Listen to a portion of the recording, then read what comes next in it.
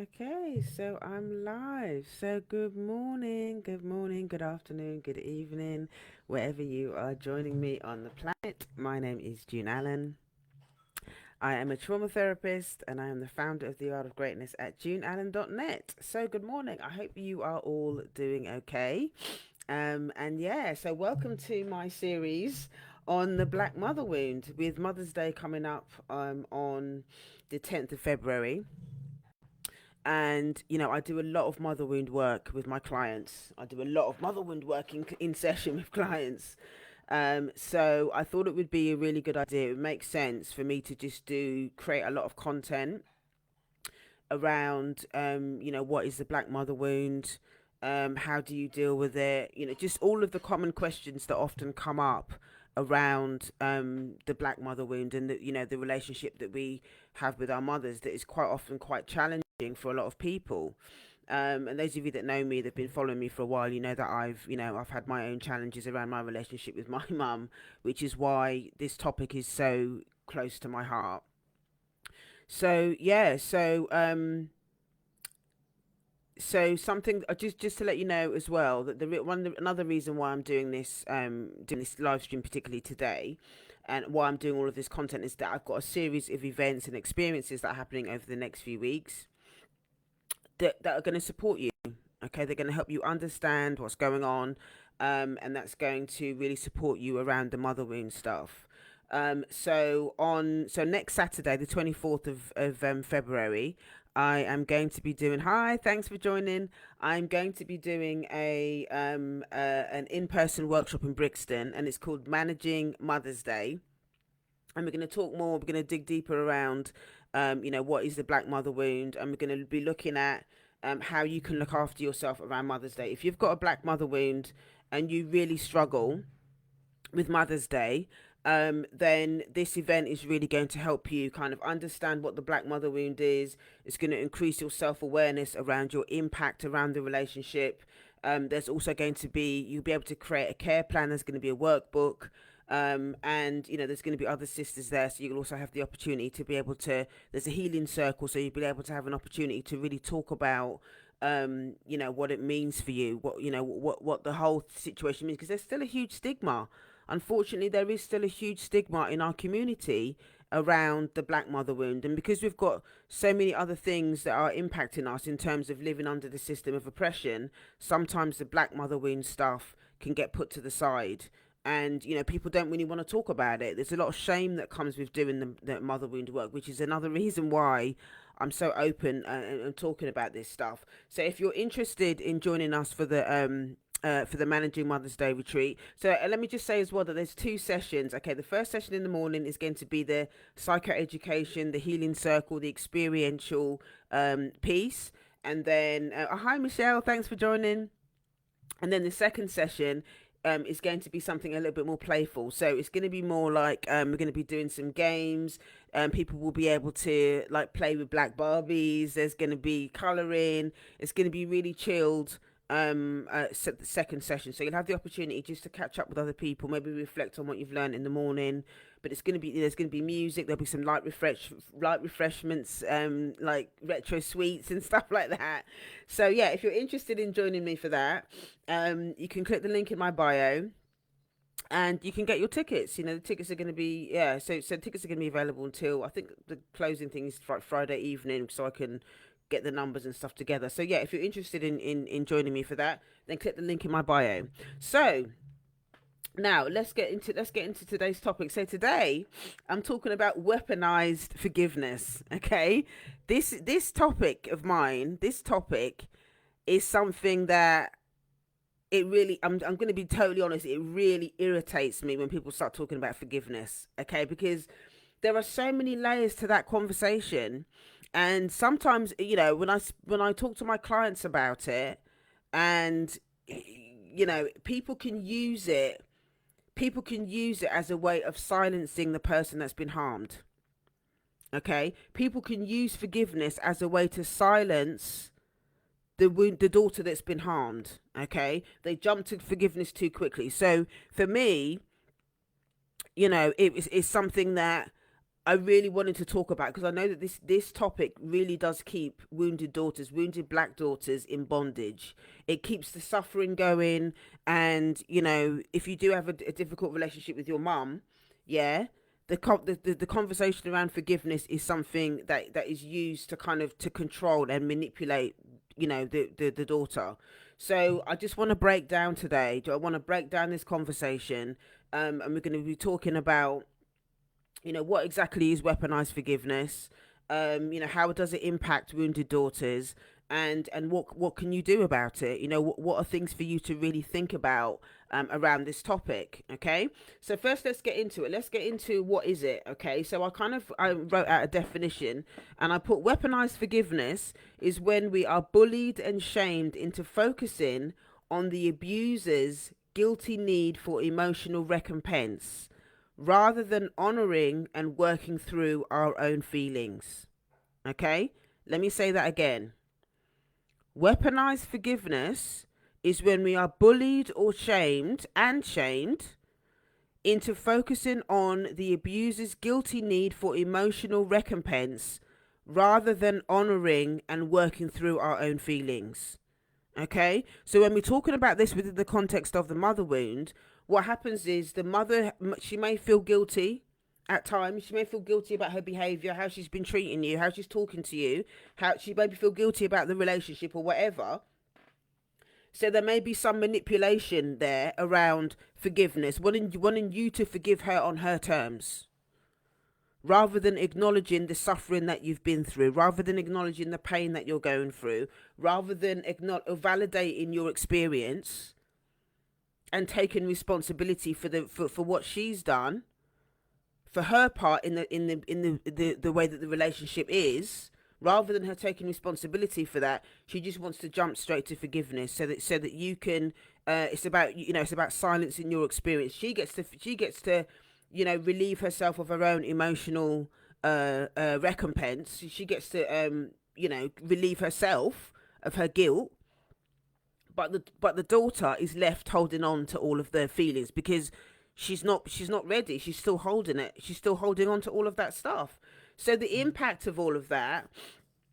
I'll go back and just add to that as well. Add to the definition, in that this is a way for the mum to maintain control, even the healing process. Okay, the mother is still trying to control that process. She still wants to maintain the control in the relationship. She still wants to dominate the child by even trying to say how she's supposed to do her healing. You must forgive me now because I said so and I'm feeling guilty. So you must forgive me now, in this moment, regardless of whatever the daughter is feeling. Okay, the mother is demanding that the child behaves this way because it suits her and not the child. Okay, so this is one of the reasons why, and it might be one of the reasons that the mother might do that, because these mothers don't wake up one day and think, I'm just gonna mess up my child. I'm gonna abuse my child. I'm gonna do.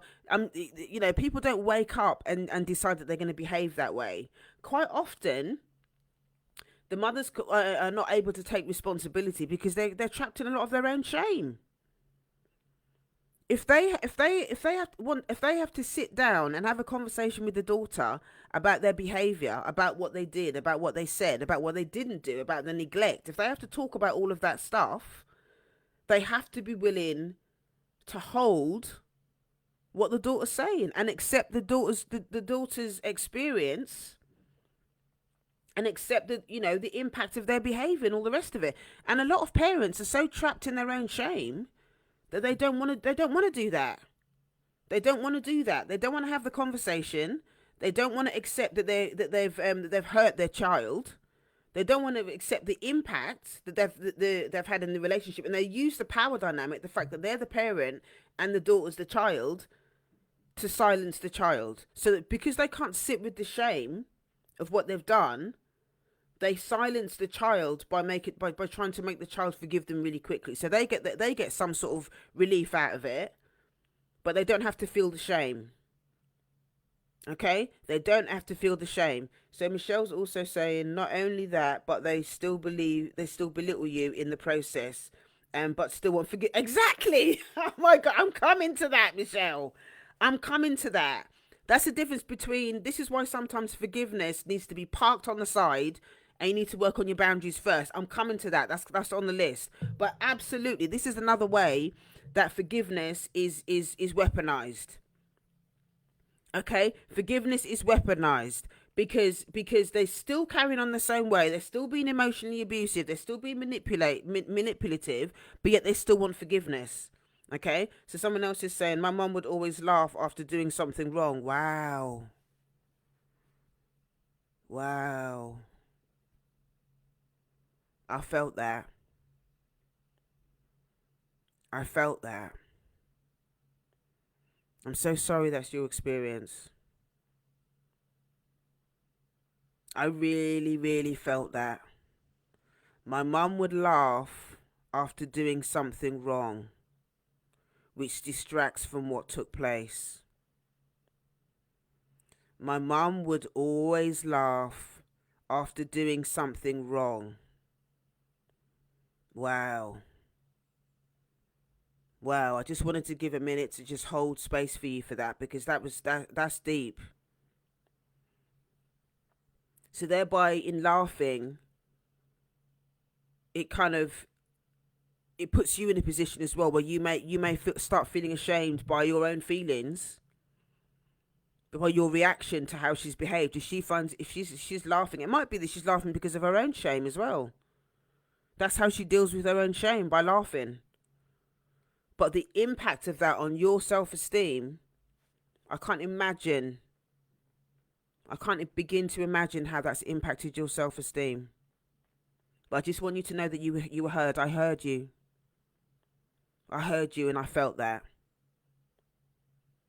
I felt that. You know, it's important, and this stuff that how I work with clients. Okay, they need to be heard first and foremost. They need to be heard and validated and seen. I hear some really challenging stories. Really challenging stories. There's a lot of pain. There's a lot of pain out there in wounded daughters, wounded black daughters that, you know, that don't have a lot of safe spaces to be able to have these types of conversations. They're still feeling ashamed. They feel guilty because of how they feel around their mum. They feel guilty. And this is the reason why, you know, weaponized forgiveness, or even false forgiveness, you know, false forgiveness can be something that we're trying to maybe relieve ourselves of the pain and the guilt and the shame that we might feel towards our mums. We think, well, if I forgive her, if I force myself to forgive her, maybe I'll feel differently inside if I force myself to forgive her. But that doesn't work.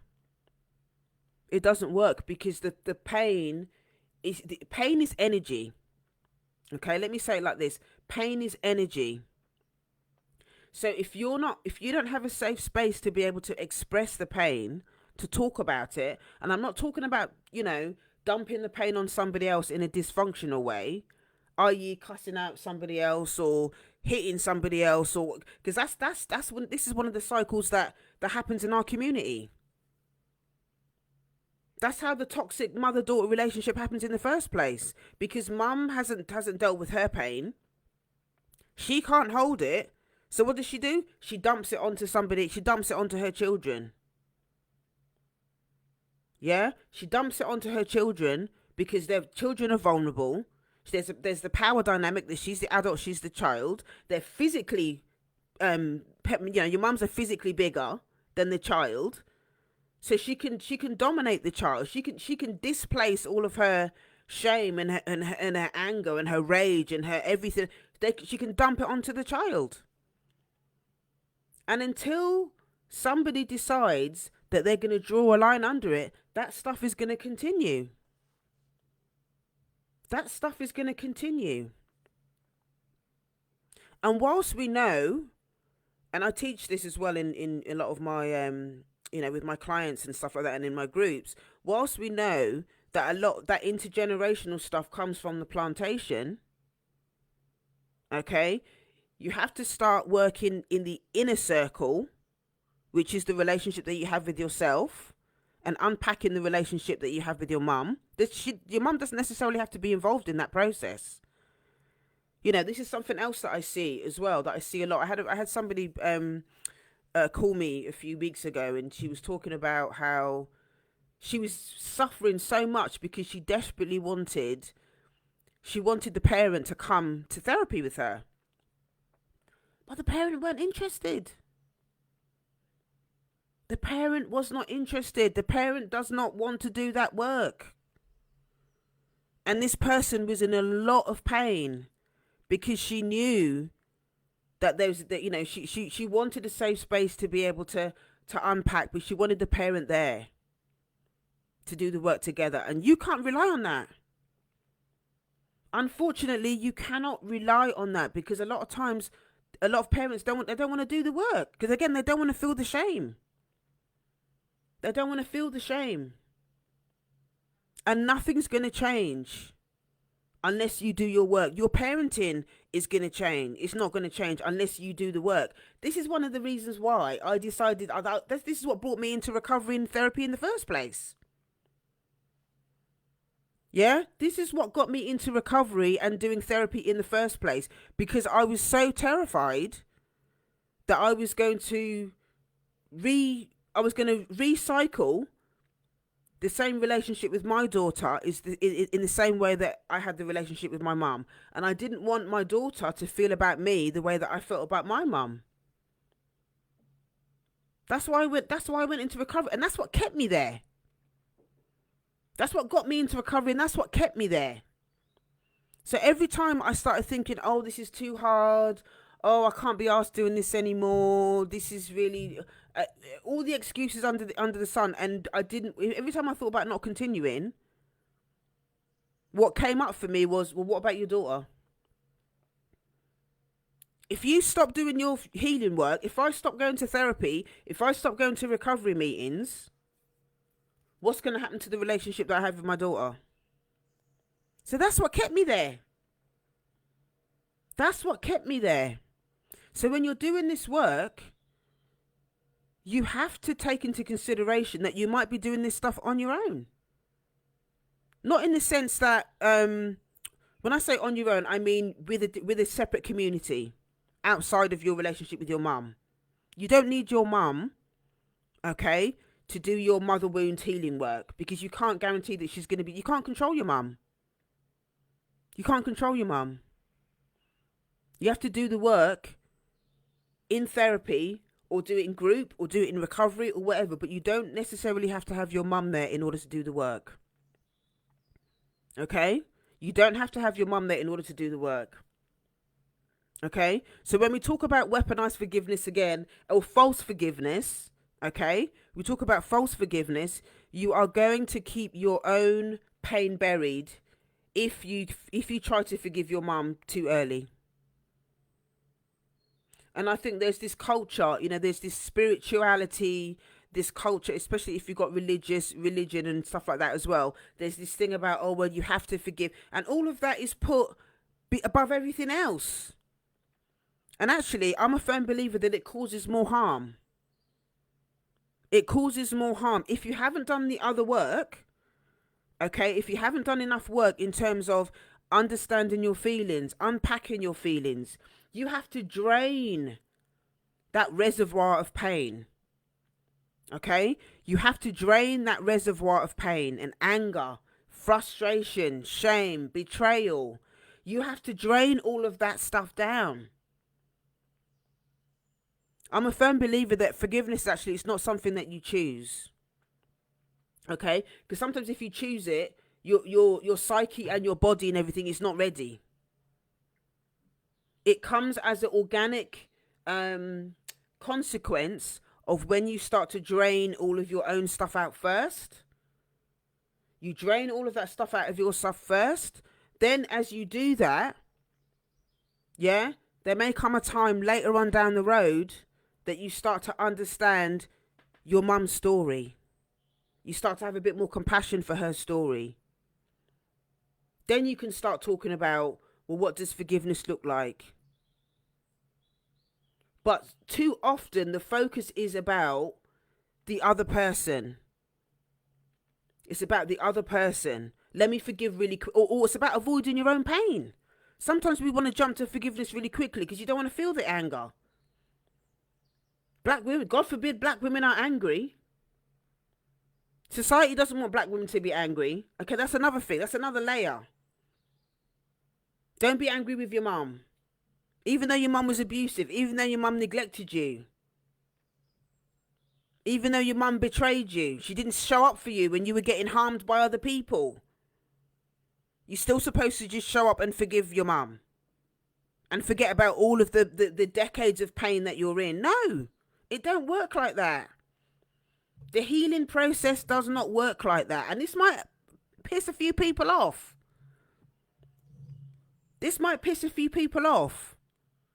But don't come in my inbox and don't come in my comments telling me about, oh yeah, forgiveness is a choice and it's for you and not the other. You need to do your work first and leave that stuff to the side about your mum. Because sometimes you can use that. Sometimes people are so desperate to hold on to the relationship with their mum that they will abandon their own pain. They'll abandon their own needs because they think, well, I have to forgive my mom. I have to forgive her because I don't want her to reject me. I have to forgive her now because I don't want her to be upset with me. I don't want her to be angry with me. I don't want her to leave me. I don't want her to say mean things about me to my siblings and to other family members. Oh, she's mean. She didn't forgive me. She. So you forgive her quickly. You bypass your own. You abandon yourself. Okay, because you want to get to the forgiveness really, really quickly because you don't want to upset your mum. But if you do that, if you abandon yourself to please your mum, what you're doing essentially is you're just continuing the war within yourself. You're going to continue to be in pain because you've had to put your own pain to the side, your own anger and your emotions. Let me just say this about emotion as well. Your anger, your emotions, okay, they're not your enemy in this situation. A lot of times we'll shut down our anger, we'll shut down our shame, we'll shut down whatever feelings we may have because we so desperately want to stay in that relationship. We so desperately want to stay in that relationship. So we shut down everything else, yeah, but you're hurting yourself. That's why so many of us end up enraged. It becomes like a pressure cooker. And what happens is that we end up turning that rage towards ourselves. We don't use the healthy blame to portion, okay, well, my mum did this to me. I have a right to be angry about it. We end up turning that stuff towards ourselves and saying, I'm unlovable. I'm not worthy. I'm not good enough. Okay? I'm not worthy. I'm not good enough. I'm unlovable. We tell ourselves all of those things because we don't want to upset mum. So you essentially end up still being a child. The dynamic within the relationship, you're still a child. Even though you're in an adult body, the dynamic is you still are a child because your mum demands that you stay a child in order to stay in that relationship. And this is the work that I do in therapy. This is how I work with clients in therapy. I get them to kind of unpack the dynamics of the relationship, and quite often they do regress. They regress when they're around their mum. So when mum phones, or if they're spending time with mum, they go into their child self because the relationship does not allow any space for them to be an adult. Because if that person shows up an adult, they're going to have to then tell the mother, please don't talk to me like that. Please don't talk to me about my weight. Please stop saying mean things about me. Please stop touching my body. Please stop touching my hair or saying mean things about my hair. It's not your business. A lot of us are in a child, we're still in that childlike, immature dynamic with our mothers, because we feel like we want to stay in the relationships, and that because the mothers, again, they've got their own stuff going on, they will not allow you to grow up into an adult, because they want to maintain control, so they want to keep you in that position of being a child, being childlike. So Michelle's saying, you're so right, June. Also, it's about putting on a face to friendly friends and family and continue to feel the pain in the long term. Oh my God, this don't get me started on that. That is another way that they maintain control. That is another way that they maintain control, because the mother will, everybody else, then they start saying all that stuff about, oh, you've only got one mum. Or they start saying, well, your mum had her own issues. Why don't you just let it go? And I would just say to people out there, unless you've gone through this by your, in your own relationship with your mum, you need to keep your mouth closed. Okay? You need to keep your mouth closed. Keep your opinions to yourself. If you've not experienced this, because you don't understand the pain, the suffering, the bullshit that so many of us as black women have had to put up with from our mums, that don't want to deal with their own shit, don't want to take responsibility. It is excruciating. It is excruciating. And this is another reason why so many of us as black women that are going through this, why we keep quiet. Because oftentimes when we try and talk about it with other family members or something like that, we just get gaslit. People just get gaslit. They can't hold that space. This is the reason why I'm so vocal about what I'm doing. This is the reason why I do the work that I do, specifically around the black mother wound. There's a lot of people talking about mother wound, but there's not a lot of people talking about black mother wound. Okay? There's not a lot of people talking about black mother wound, and that's the holistic conversation.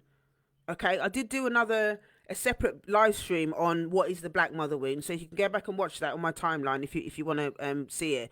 But I talk in a lot more detail about the holistic conversation about the black mother wound, but that includes systems of oppression and stuff like that, and how it impacts the relationship. Okay, how it impacts the relationship.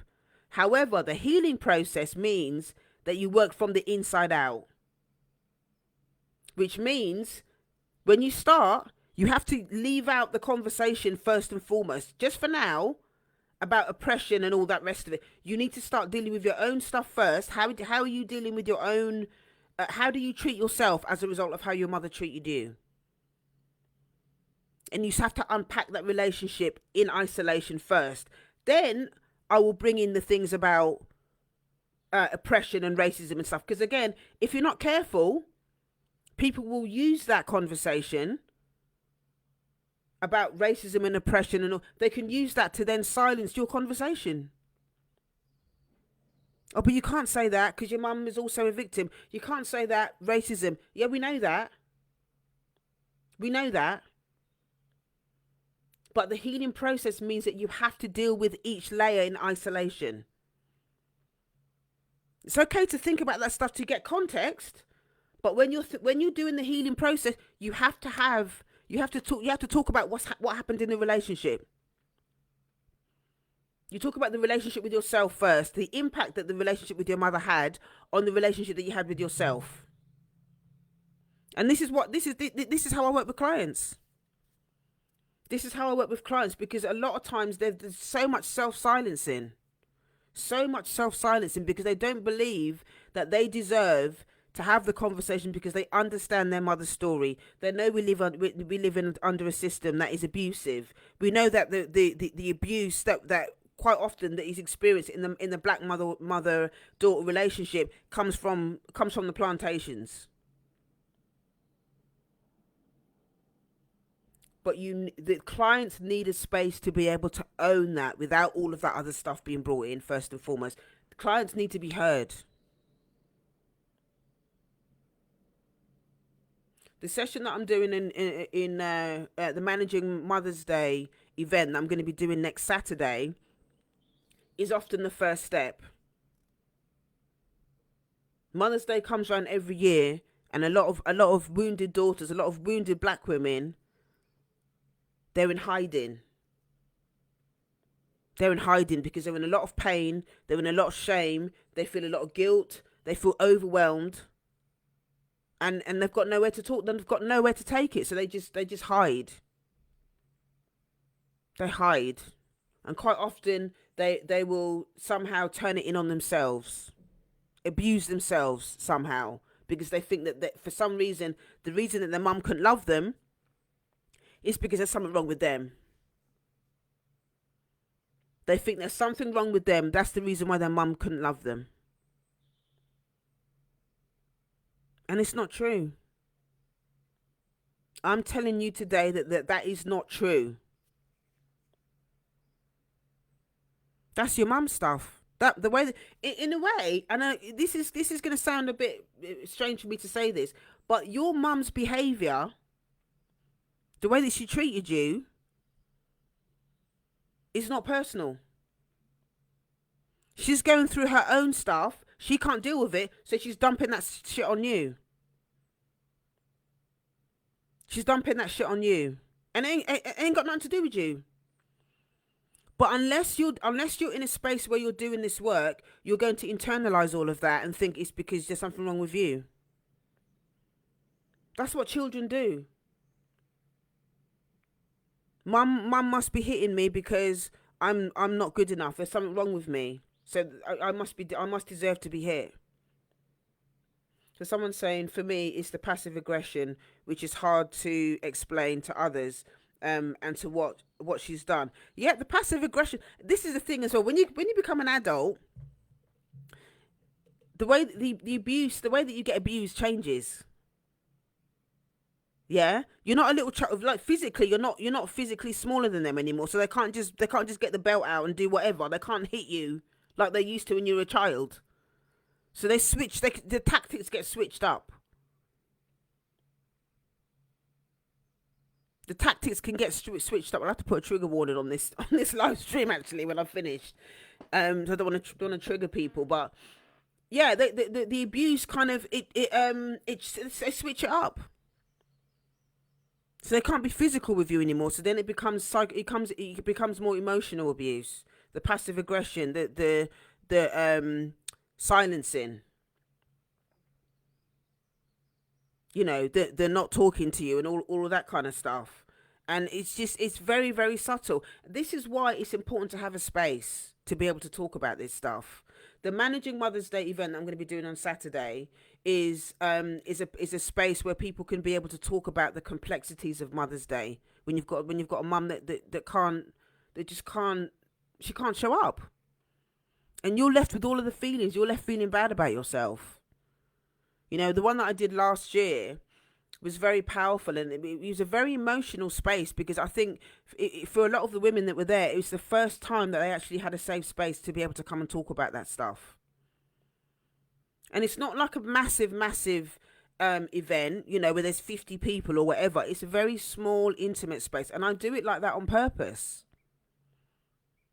I do it like that on purpose, so that people feel seen, so that women feel seen and they feel heard.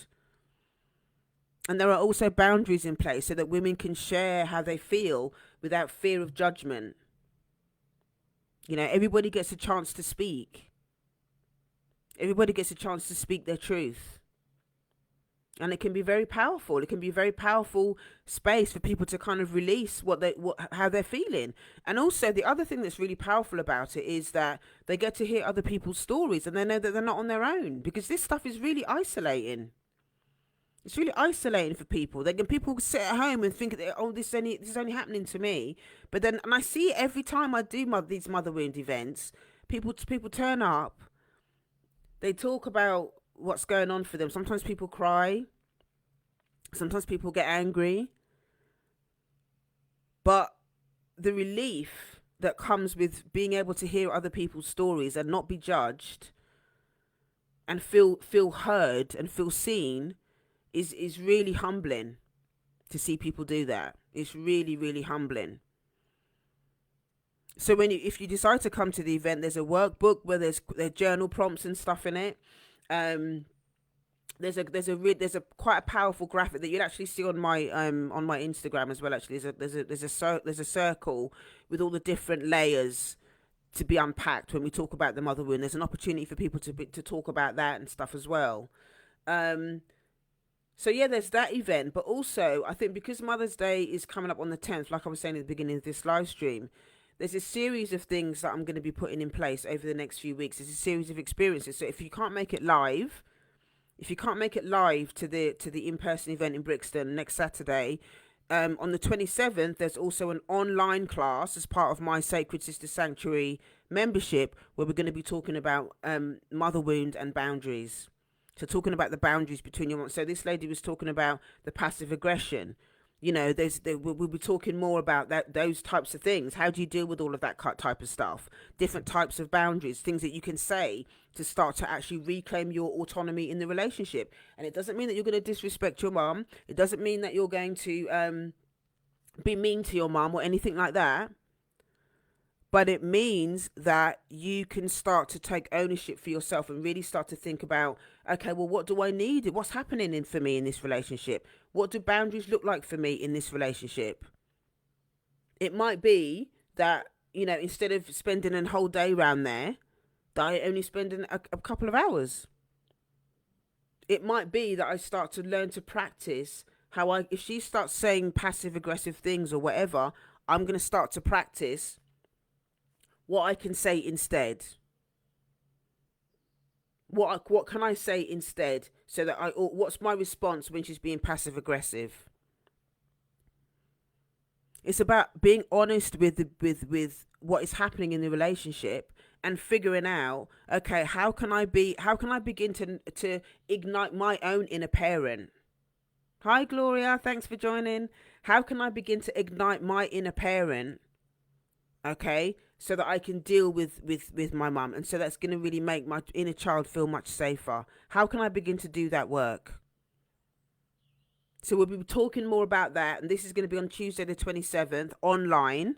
And then for March, we're going to be continuing the conversation. Obviously, Mother's Day is on the 10th.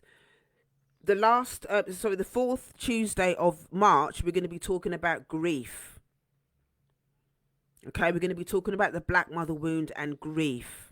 So that means we're going to be having conversations around, what does mother wound grief even look like?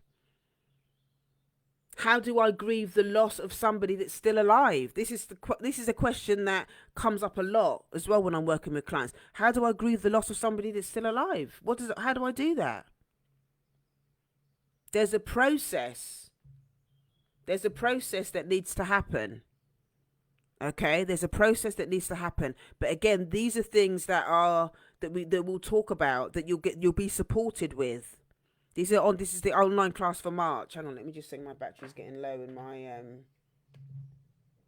on my laptop. Okay, so I'm gonna have to finish in a minute. I don't want it to conk out on me. But yeah, so I wanted to take you on a journey. I'm taking you on a journey around the black mother wound. So if you're looking for support, if you're looking for a therapist 1-to-1, okay, I still have a couple of slots available. So you can click the link in my bio. You can sign up for 1-to-1 therapy. Okay. If you want to join me for the Managing Mother's Day half-day retreat in Brixton next Saturday, the 24th of February, click the link in the bio. If you'd like to join me and join the Sacred Sister Sanctuary, where I'm going to be taking you through, I'm going to be taking you through a journey of, the mother wound boundaries, okay, which on the 27th. And then for March, we're going to be talking about grief. Okay, the following one, we're going to be talking about inner child. So we're going to be doing some inner child work. So this is not just a one and done mother wound thing. I'm taking you on a journey because there's a lot to cover. And there's a lot of support. So, I really wanted to get on here and really, really help you to understand that you're not on your own with this stuff. And that there are things that you can do. There are other people that are going through exactly the same thing as you, and you don't need to do this stuff on your own. And actually, I would say that you can't do this mother wound work on your own. No matter how many books you've read on the mother wound and stuff like that, you can't do this work on your own. You need someone to be able to hold space, because this stuff is deep. Okay, this stuff is deep. So when you talk, so just to wrap up, when we're thinking about the mother wound, okay, when we think, actually, let me just plug in this thing, because I'm starting to get really paranoid now. Here we go. Let me just plug it in, and then I can just continue for a little bit longer. Yeah, so when we're talking about the weaponized forgiveness and the mother wound, okay, you've got to think about how that shows up for you in the relationship with your mum. You know, is she throwing out Bible verses at you around it and stuff like that, or is it kind of like unspoken, but there's this thing, and you know, are you getting pressure from other people, other family members and stuff, to kind of let it go and all that sort of stuff? And how does that leave you feeling? How is that leaving you feeling? For a lot of my clients, it's absolute rage, because not only have they been abused, but they're being invalidated now as well, on top of it, and being gaslit. Absolute rage.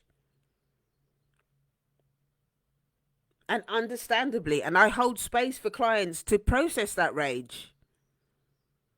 I hold space for clients to process that rage, because that rage is valid. That rage is valid. So don't be jumping to no quick forgiveness, no false forgiveness. You forgive on your terms when you're ready, if at all. Some of the abuse and stuff that my clients have been through. I mean, I don't even bring up the subject of forgiveness. I don't bring up the subject with clients. It's actually external people. External people have said that to me, but I don't bring that up with clients, because it only if it's part of if they want to bring that in as part of their process, I say to them, let's put that to the side for now, because we need to talk about you. We need to talk about draining. We need to talk about draining the anger, draining the upset, draining all of the things that you've felt for decades that have been unheard. We need to process that first before we're having that conversation. And what I often see is that clients that are relieved, they feel heard, they feel seen. And it validates their experience. It validates their experience. It validates their experience. And they start to put boundaries in places where they start to recognize that, you know, maybe I shouldn't really be having mother wound conversations with certain people. This is what I'm going to leave you with, okay? You need to stop having conversations with people that can't hold your mother wound conversations. Most people cannot hold those conversations. I even had a conversation with one of my clients, and she was telling me about how a previous therapist, and I had another therapist say it to me as well about my mother wound stuff, about how trying to almost rush me into forgiveness. That I need to be able to forgive in order to move on. No, you don't. Trying to rush me into forgiveness. It's not. It's and a lot of therapists can't. You know, unless they understand. A lot of therapists can't hold this. They end up obviously not intentionally, but they can end up shaming the client. They can end up shaming the client. Okay, because they don't want to have to deal with they don't know how to deal with it. They don't know how to deal with it. Therapists are human too, and therapists are imperfect. But that can be quite damaging to a client who's got a mother wound that they're trying to heal, and the therapist is saying to them, "Oh well, you know, you have to forgive your mum, or you have to, you know, you have to, you know, remember," trying to basically enable the parent. They're doing it too early. So if you have a therapist that's saying that stuff to you, okay, you need to have you need to bring that back into session. Bring it back into session. and talk about it, because that is unacceptable. It's unacceptable. It's your process. Whether it's a therapist or a coach or a healer or whatever, don't let anybody bully you into so-called forgiveness until you're ready. Do it on your terms. Okay? Do it on your terms. I'll just leave you with this and say that I see you. Okay? Black women that are out there that are doing this work. Maybe you're terrified of starting doing this work, because it is absolutely terrifying to start doing this work. I was absolutely terrified, but I knew that I had to take the first step, because I wanted to change the relationship. I wanted to break the cycle. So it was not up for discussion for me. But if you're scared and you want to start, inbox me, email me, info@yardofgreatness.com. I have some tools that I can share with you. Okay? If you want to start, come to the event on Saturday. The Managing Mother Wound, managing managing Mother's Day. Okay, for black women only. It's for black women only. If you're of dual heritage and you have, one of your parents is black, you're also welcome. There's another conversation around that I will probably do as a separate live stream, but there's conversations to be had there as well. Okay, if you know somebody who's struggling with the mother wound, Mother's Day's creeping up, okay, and you think that person can benefit from this live stream, please share it with them. If you've got any other questions about anything that I've shared today, you can inbox me, or you can send me a email, info@yardofgreatness.com. Okay, if you don't want to put your business out in the comments, you don't have to. But you're not on your own, and I'm here. If you're looking for one-to-one therapy, you can click the link in my bio and you can book a session. Let's talk about it. Okay? Thank you so much for joining me today. I hope that this has given you some insight on the importance of understanding, how damaging it can be, this weaponized forgiveness, and that hopefully it's given you a different perspective to think about. And it's encouraging you to actually be more compassionate to yourself, and just to begin to love on yourself, and ask for help if you need it, because this mother wound stuff is not something you can just brush under the carpet. It's painful as hell, and we need it in our community. There's too many black women running around, in pain, suffering, and feeling powerless and don't know what to do. And there is help out there. There is support. All right. Thank you so much for joining me, and I will see you next. Okay, the last thing I'll say, if you've got any other topics that you want me to talk about around the Mother's Day, you can inbox me about that as well.